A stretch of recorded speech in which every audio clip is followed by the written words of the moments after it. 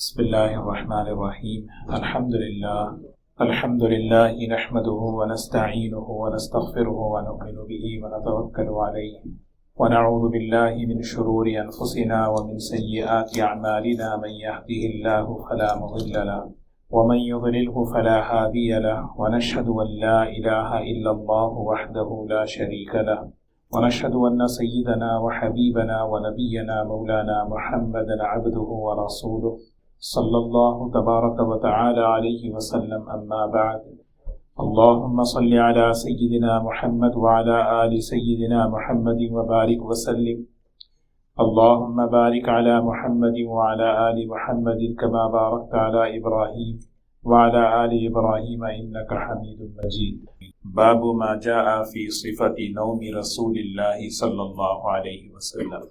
عن البراء بن عازب رضي الله عنهما أن رسول الله صلى الله عليه وسلم كان إذا أخذ مضجعه وضع كفه تحت خده الأيمن وقال رب قني عذابك يوم تبعث عبادك.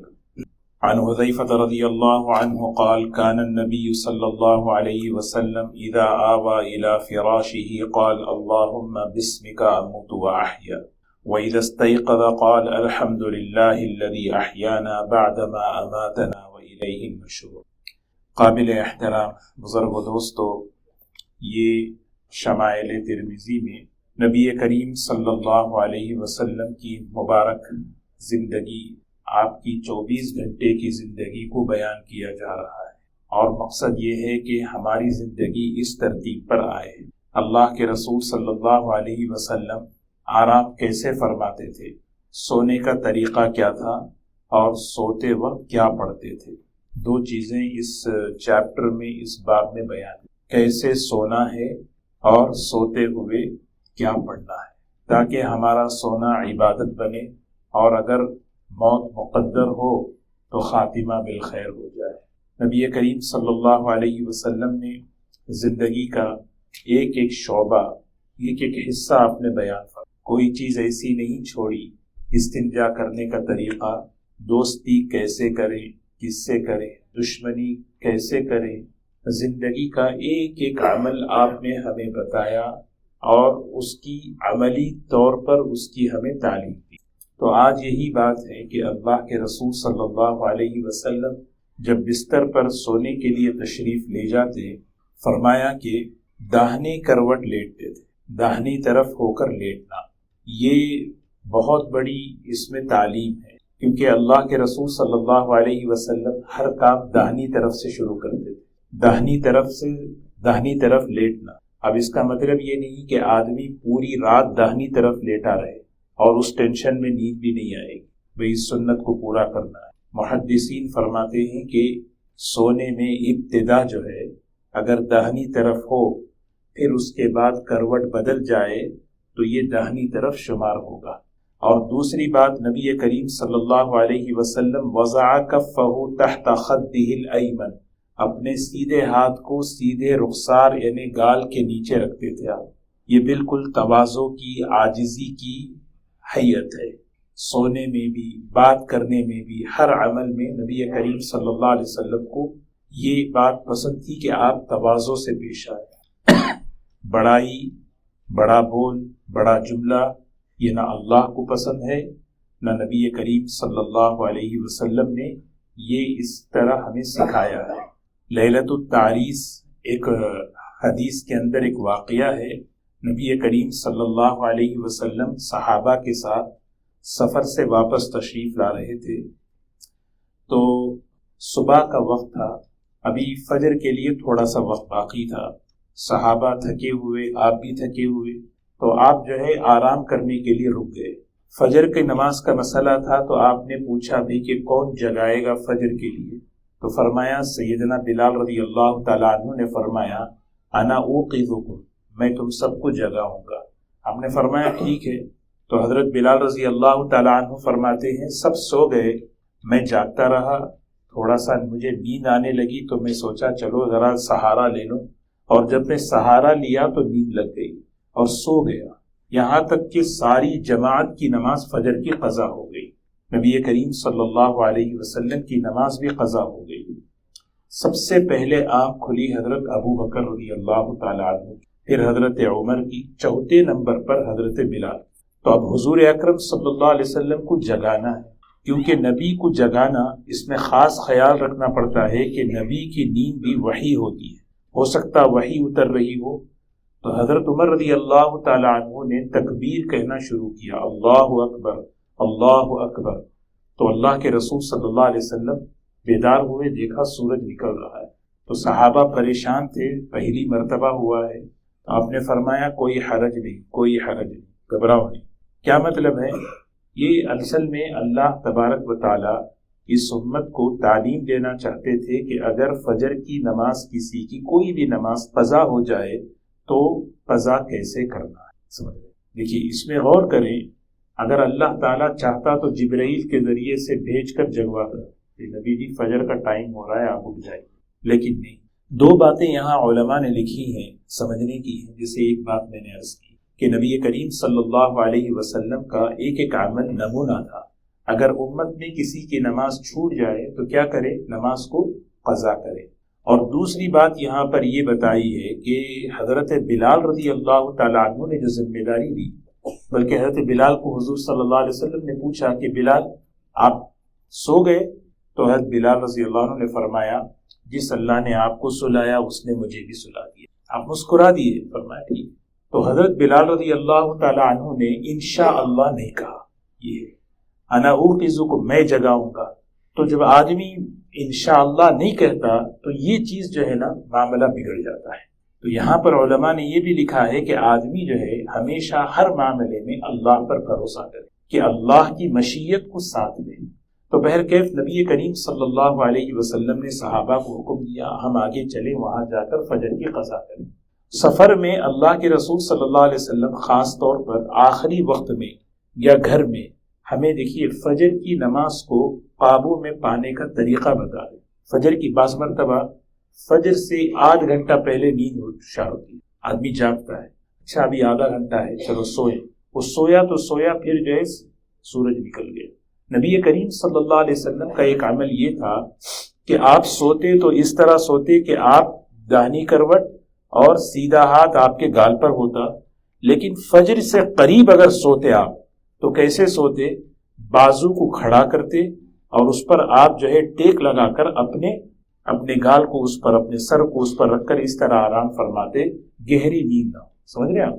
یہ طریقہ ہے کہ اس طرح جو ہے نا زمین پر ٹیک لگا لیا اور اس ہاتھ کو جو ہے کھڑا کر دیا، بس لیٹے بھی ہیں اور پھر جو ہے تھوڑا سا آرام بھی ہو رہا ہے اور غفلت کی نیند بھی۔ یہ جو ہے علماء فرماتے ہیں کہ اگر فجر سے پہلے کسی کی آنکھ کھلے تو وہ جو ہے اس غفلت میں نہ رہے کہ ابھی میں تھوڑی دیر بعد آدھ گھنٹہ ہے، پون گھنٹہ ہے، 15 منٹ ہے، تو آدمی غائب ہو جاتی ہے اس کی فجر۔ تو ایک عمل یہ ہے۔ نبی کریم صلی اللہ علیہ وسلم آپ کا جو طریقہ تھا سونے کا وہ بالکل جو ہے سیدھی طرف کروٹ پہ، اور دوسرا جو ہے اللہ کے رسول صلی اللہ علیہ وسلم کی حدیث ہے کہ جب آپ بستر پر تشریف لے جاتے تو بستر کو جو ہے آپ جھاڑتے، چادر سے لے کر اس طرح جو ہے صاف کرتے۔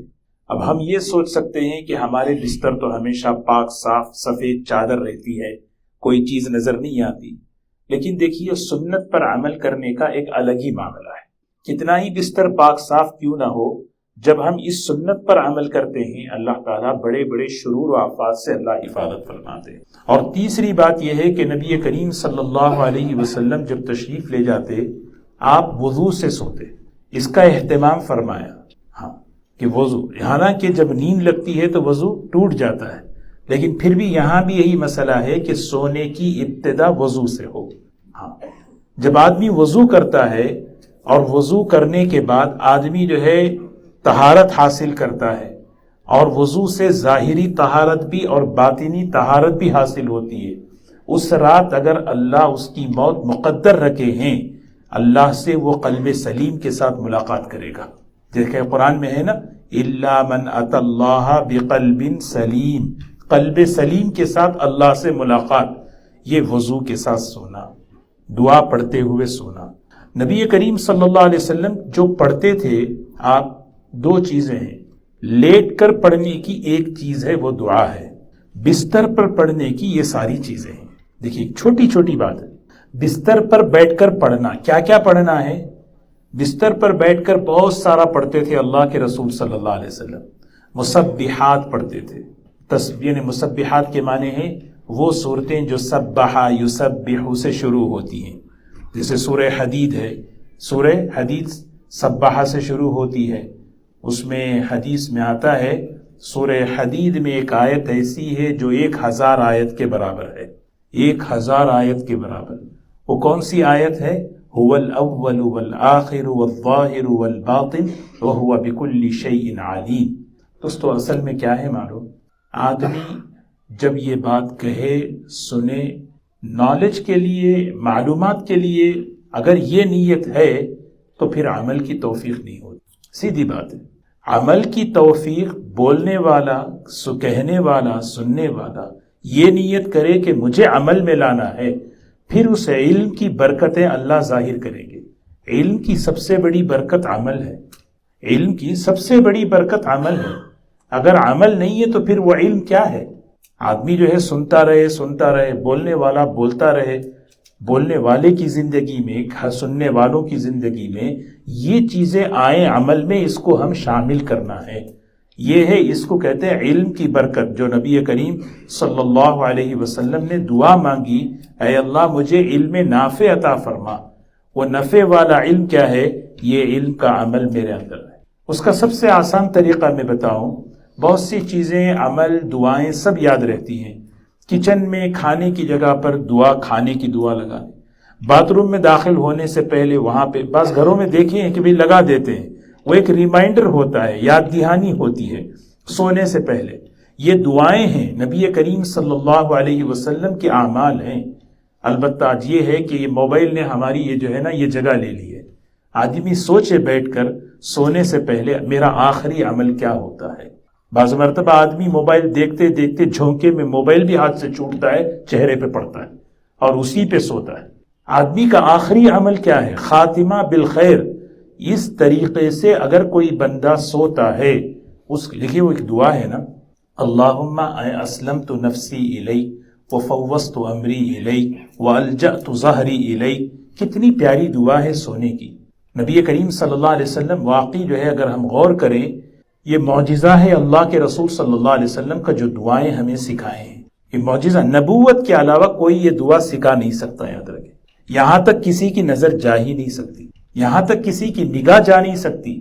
اللہم اجعل اوسع رزقی عند کبر سنی وانقطاع عمری. اے اللہ میرے بڑھاپے میں میرے رزق وسیع کر دے، میرے عمر کے آخری حصے میں میرا رزق وسیع کر دے. وہ رزق کا مطلب صحت، عزت، ہر طرح. یہ کون بتا سکتا ہے؟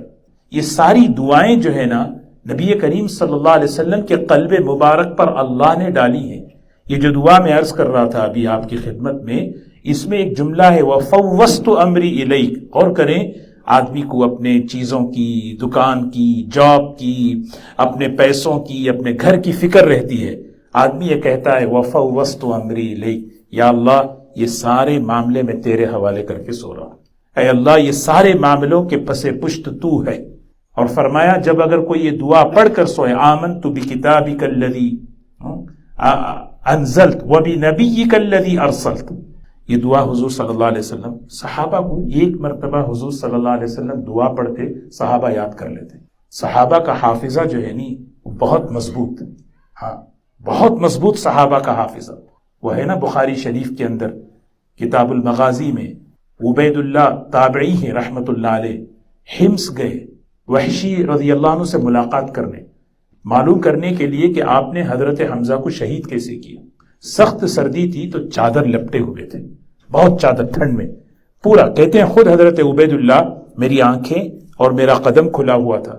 ہم ان کی خدمت پہ پہنچے اور پہنچ کر بات کرنے لگے تو حضرت وحشی سے پوچھا آپ مجھے جانتے ہیں؟ انہوں نے میری آنکھیں دیکھی، میرے قدم دیکھے، آنکھیں دیکھی، قدم دیکھے، اور کہنے لگے 35 سال پہلے ایک بچے کو دیکھا تھا میں، 35 سال پہلے ایک بچے کو دیکھا تھا. اس بچے کے قدم اسی طرح تھے، وہ فلاں کے گھر میں پیدا ہوا تھا اور مجھے کہا گیا تھا، میں اس کا غلام تھا، اور مجھے کہا گیا تھا کہ دودھ پلانے والی کو لے کر آؤ، اور اس وقت اس بچے کو لے کر میں دایا کے ہاتھ میں جب دیا تو اس کے قدم دیکھا، وہ قدم یہ قدم سیم نظر آ رہے یہ حافظہ ہے. کل ہم عشاء میں کیا پڑھے ہمیں یاد نہیں ہے نا. تو حضور صلی اللہ علیہ وسلم جب یہ دعا پڑھا ہے نا، صحابی جو ہے دعا کو ریپیٹ کیے. ریپیٹ کرنے میں انہوں نے ایک جملہ کہا، وَبِنَبِيِّكَ الَّذِي کی جگہ وَبِرَسُولِكَ الَّذِي أَرْسَلْتَ، چینج کر دیا. حالانکہ رسول اعلیٰ ہے، رسالت میں نبوت آ جاتی ہے، سمجھ رہے؟ اللہ کے رسول صلی اللہ علیہ وسلم نے فرمایا میں نے تو یہ نہیں بتایا. یہاں پر علماء فرماتے ہیں اللہ کے رسول صلی اللہ علیہ وسلم نے جو دعائیں زبان مبارک سے نکالی ہیں اس میں جو برکت ہے، اس میں جو تاثیر ہے، وہ ہم اپنے الفاظ میں چینج کریں گے تو نہیں. اسی لیے مناجات مقبول حضرت نے جو کتاب لکھی ہے اس کو اپنے معمول میں لائیں، پڑھتے رہیں، ہماری زبان پر وہ دعائیں آئیں گی، برکت کی دعائیں ہیں.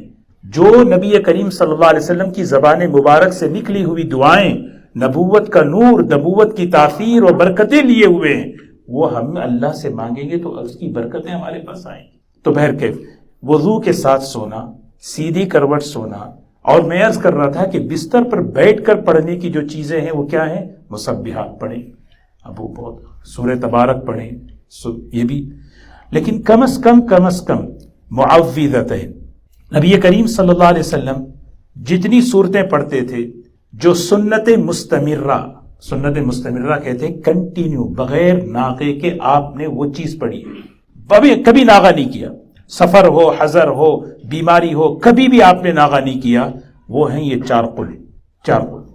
ایک کی فضیلت دیکھیں. سورہ کافرون ہے، امت کو بتایا کہ سورہ کافرون اگر کوئی پڑھتا ہے ایک مرتبہ بستر پر بیٹھ کر، اذا آوا الی فراشہ، بستر پر بیٹھ کر جب وہ سورہ کافرون پڑھتا ہے، اللہ اسے شرک سے، کفر سے، نفاق سے بری فرماتے، شرک سے بری.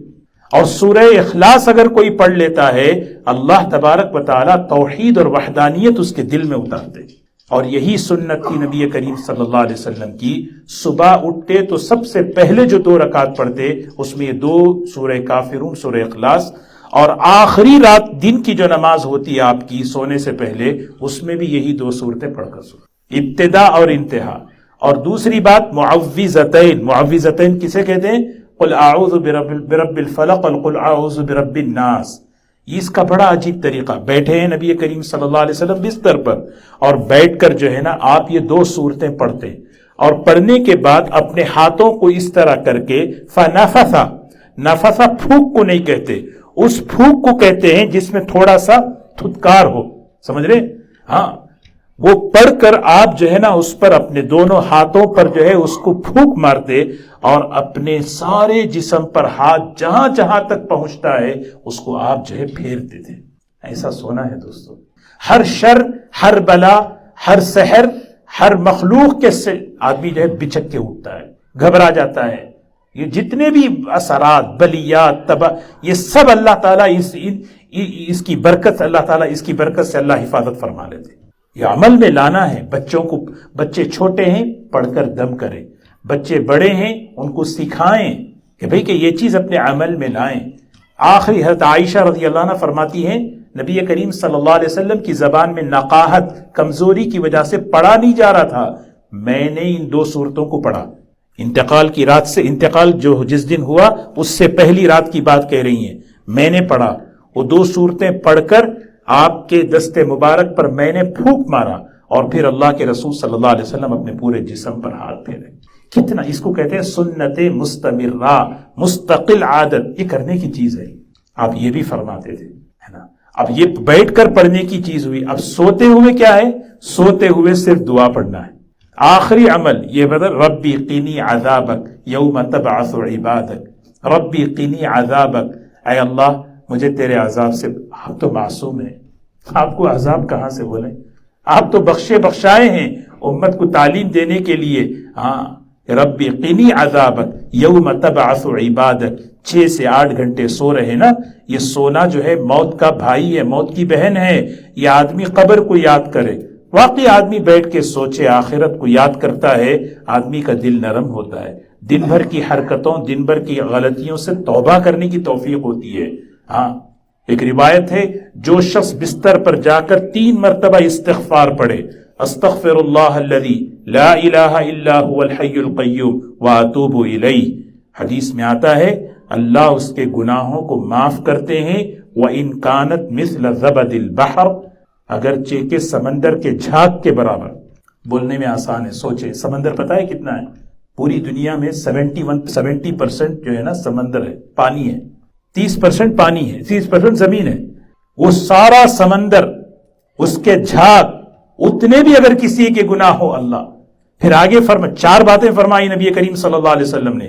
سب سے پہلے دوسرا فرمایا ریگستان میں جتنے ذرات ہیں اس کے برابر، اور جتنے دنیا میں درخت ہیں ان کے پتوں کے برابر، دنیا جب سے بنی قیامت تک جتنے ایام ہیں ان سب کے برابر۔ ترمذی اسی میں روایت ہے، شمائل میں نہیں، لیکن یہاں پہ جو ہے نا اس میں روایت ہے، استغفار کے فضائل میں آپ دیکھیں، یہ 4 وعدے ہیں، کیا لیکن یہ چیزیں ہمیں دوسرا ریاکشن نہیں ہونا، وہ اللہ اتنا معاف کرتے ہیں، چلو ٹھیک ہے، آدمی جو ہے نا نہیں، آدمی جو ہے نا کبھی یہ نہیں کرے، گناہ کبیرہ توبہ سے معاف ہوتے ہیں، صغیرہ ان اعمال سے معاف ہوتے ہیں، آدمی جو ہے ہمیشہ اللہ سے ڈرتا رہے۔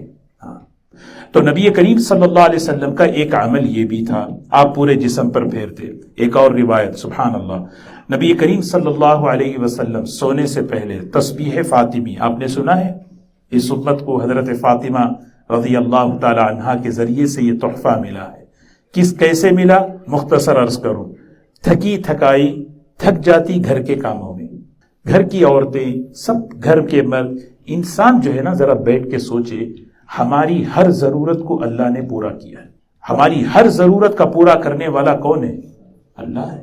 جانتے ہیں ہماری بڑی ضرورت دنیا میں کیا ہے؟ سکون ہے، سکون، چین، اطمینان۔ وہ ضرورت کہاں سے آئے گی؟ وہ ضرورت کیسے اللہ نے پورا کیا پتہ ہے؟ راحت کے اسباب سے نہیں، اس کا ایک اللہ کا ذکر ہے، اللہ کا ذکر ہے، اللہ کا ذکر ہے، اللہ کا ذکر ہے۔ اللہ قرآن میں صاف فرمایا الذین آمنوا وتطمئن قلوبهم بذکر اللہ، ایمان والوں کا دل جو سکون سے رہتا ہے وہ ذکر سے سکون سے رہتا ہے۔ الا بذکر اللہ تطمئن القلوب، سنو اللہ کے ذکر میں دلوں کا اطمینان۔ سارے مسئلوں کا حل انتشار کی وجہ کیوں ہے؟ ذکر نہیں ہے۔ جب آدمی ذکر کرتا ہے مزاج میں جو ہے نا توقف آتا ہے، سکون آتا ہے۔ گھر کی عورتیں کام کر کر کے تھک جاتی ہیں، حضرت فاطمہ رضی اللہ عنہ تھک جاتی تھی، اللہ کے رسول صلی اللہ علیہ وسلم سے عرض کیا غلام دے دے، آپ نے فرمایا بیٹی میں اس سے بہتر چیز دے دوں؟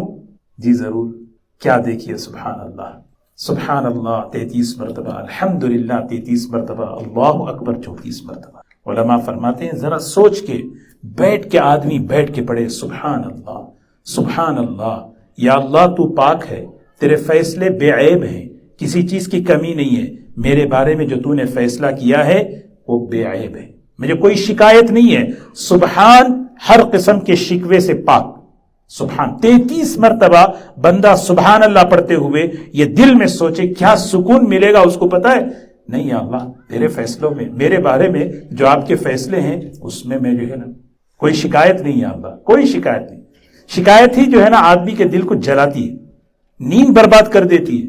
الحمدللہ 33 مرتبہ، الحمدللہ الحمدللہ، یا اللہ میں تیری نعمتوں کا شکر ادا کرتا ہوں۔ کیسی کیسی نعمتیں ہیں۔ یہاں حدیث میں حضرت انس بن ثابت مالک رضی اللہ عنہ فرماتے ہیں نبی کریم صلی اللہ علیہ وسلم جب بستر پر جاتے الحمدللہ الذی اطعمنا وسقانا وکفانا وآوانا فکم من لا کافی لہ ولا مؤوی، یا اللہ تیرا شکر ہے، تو نے کھلایا، تو نے پلایا، تو نے ٹھکانہ دیا۔ دنیا میں کتنے لوگ ایسے ہیں جن کے سر پہ چھت نہیں ہے، یہ بستر پر بیٹھ کے کانا آوا الی فراشی، کبھی لیکن سردی چل رہی ہے، گرم گرم لحاف کو، یا اللہ تیرا شکر ہے اس سردی میں یہ لحاف تو نے دیا۔ ورنہ دنیا میں ہوم لیس دیکھیں کیسے، سب ایسے نہیں ہیں ہم جیسے جی رہے ہیں۔ ہاں کتنے لوگوں کے پاس چھت نہیں ہے، ٹھنڈی میں سردی میں جو ہے گرم کپڑے نہیں ہیں، گرم لحاف نہیں ہیں۔ یہ کیسے آدمی کے دل میں سکون، الحمدللہ الحمدللہ، اللہ اکبر اللہ اکبر، یہ مزاج ہمارا بنے۔ ہاں اللہ تبارک و تعالی ہمیں ان مبارک اعمال کی توفیق اللہ نصیب فرمائے۔ یہ جب ترتیب ہماری بنے گی پھر دیکھیں انشاءاللہ ایک چیز ہم طے کر لیں، جیسے معوذتین 4 قل پڑھنے کا اہتمام ہو، کوشش ہو وضو کے ساتھ سوئیں، ہاں کم از کم ایک تو ہماری یہ نیت ہو، میرا سونے سے پہلے کا سب سے آخری عمل اللہ کا یاد، اللہ کا ذکر ہو، اللہ کا نام لے کے سو، بس سونے سے پہلے کا آخری عمل اللہ کا ذکر، اللہ کی یاد، بس اس پر میرا دل مکمل ہو، کیونکہ اعتبار خاتمے کا ہے، پتہ نہیں صبح اٹھے نہیں اٹھے۔ ہاں اللہ ہم سب کو عمل کی توفیق نصیب فرمائے۔